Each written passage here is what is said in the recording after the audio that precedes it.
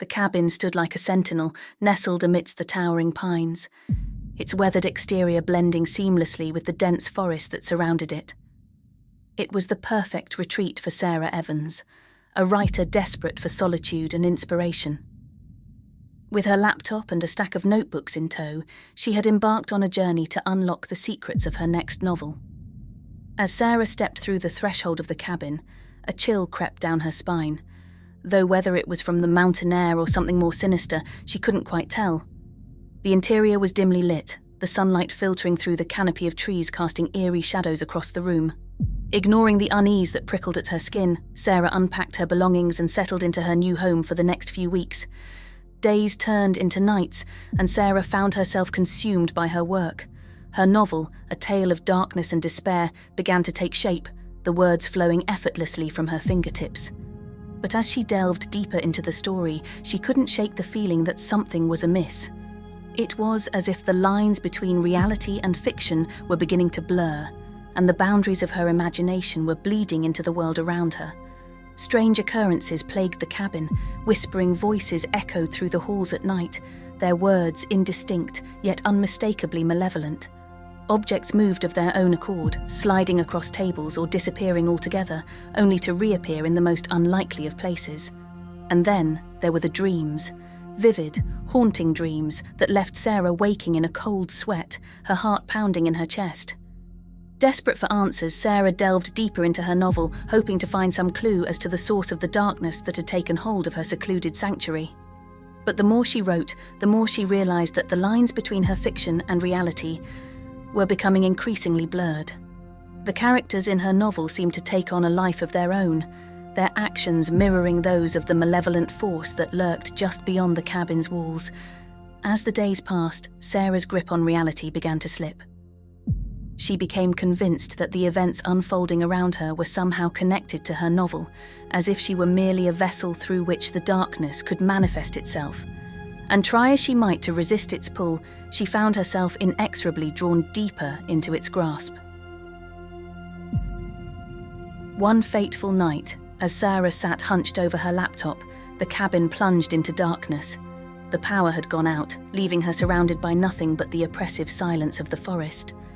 And then she heard it, the sound of footsteps, slow and deliberate, echoing through the darkness.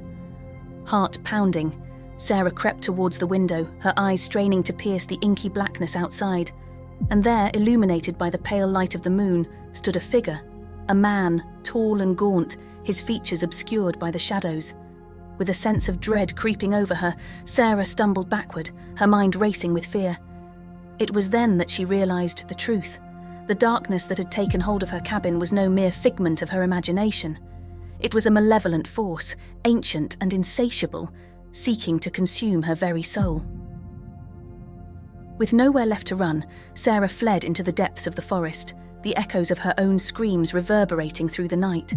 But no matter how far she ran, the darkness followed, its icy grip tightening with each passing moment. In the end, Sarah's fate was sealed. The cabin, her once sacred sanctuary, had become her prison, its walls closing in around her until there was nothing left but darkness. And as the last vestiges of her sanity slipped away, she realized the horrifying truth, that she had become nothing more than a character in her own twisted tale, a pawn in the hands of a malevolent force beyond her comprehension. As the darkness consumed her, Sarah Evans became little more than a footnote in the annals of history, a cautionary tale for those who dared to tread where the shadows lie deepest. And as the cabin stood silent and empty once more, the echoes of her screams faded into nothingness, lost to the abyss forevermore. In the heart of the wilderness, where the pines whisper secrets carried by the cold mountain winds, there stood a cabin. It was a quaint, isolated retreat that writer Alex Mercer sought to escape the cacophony of city life, to breathe life into his next novel. The cabin, nestled among towering trees and shadowed under the vast expanse of the mountain range, seemed like the perfect crucible for creativity. The first few days were serene. Alex spent his mornings sipping coffee by the window, watching as the mist danced over the landscape, and his afternoons were consumed by the clattering of keys, words flowing as freely as the nearby babbling brook.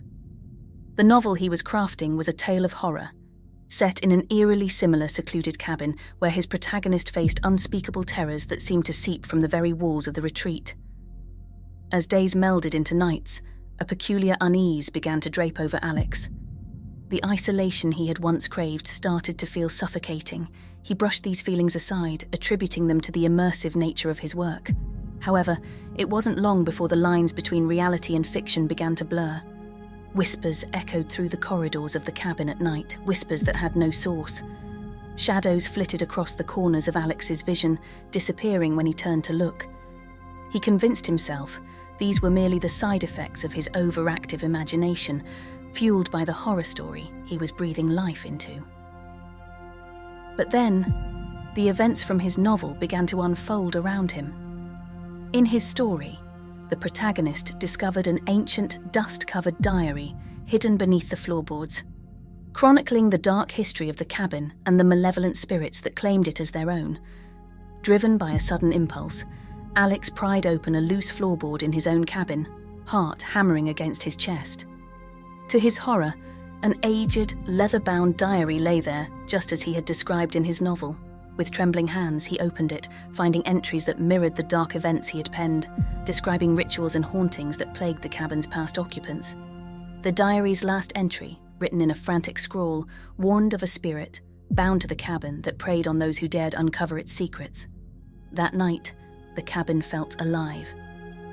The wind's howl morphed into anguished wails, and the shadows seemed to watch him, moving with intent.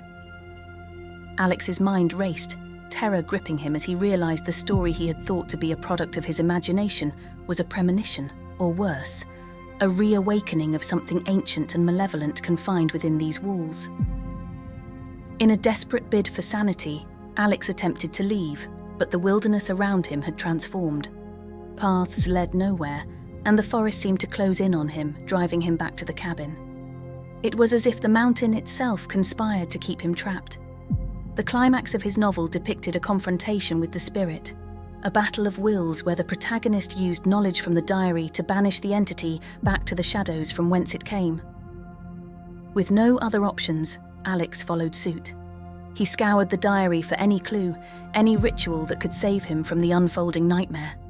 Under the cloak of night, with the storm raging outside, Alex set about performing the ritual described in the diary.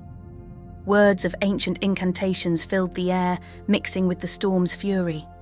The cabin shook, objects levitated, and the temperature dropped, breath turning to mist in the air. Then, silence. The storm abated, and the oppressive presence that had suffocated the cabin lifted. Alex, exhausted and on the brink of collapse, had succeeded.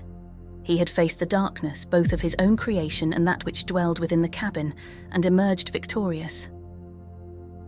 The next morning, the sun rose, casting warm light over the cabin. The forest seemed to retreat, the paths clear once more. Alex packed his belongings, the manuscript of his novel among them, now a testament to his ordeal. As he drove away, the cabin receding in his rearview mirror, a chilling thought took root. Was the horror truly over, or had he merely penned the prelude to a darker, more insidious sequel? The lines between reality and fiction had not just blurred, they had been erased. And as the mountains swallowed the cabin from view, Alex couldn't shake the feeling that something watched him leave, biding its time, waiting for the next occupant to inspire a sequel to his nightmarish stay. Thanks for watching. To support us, please like and subscribe.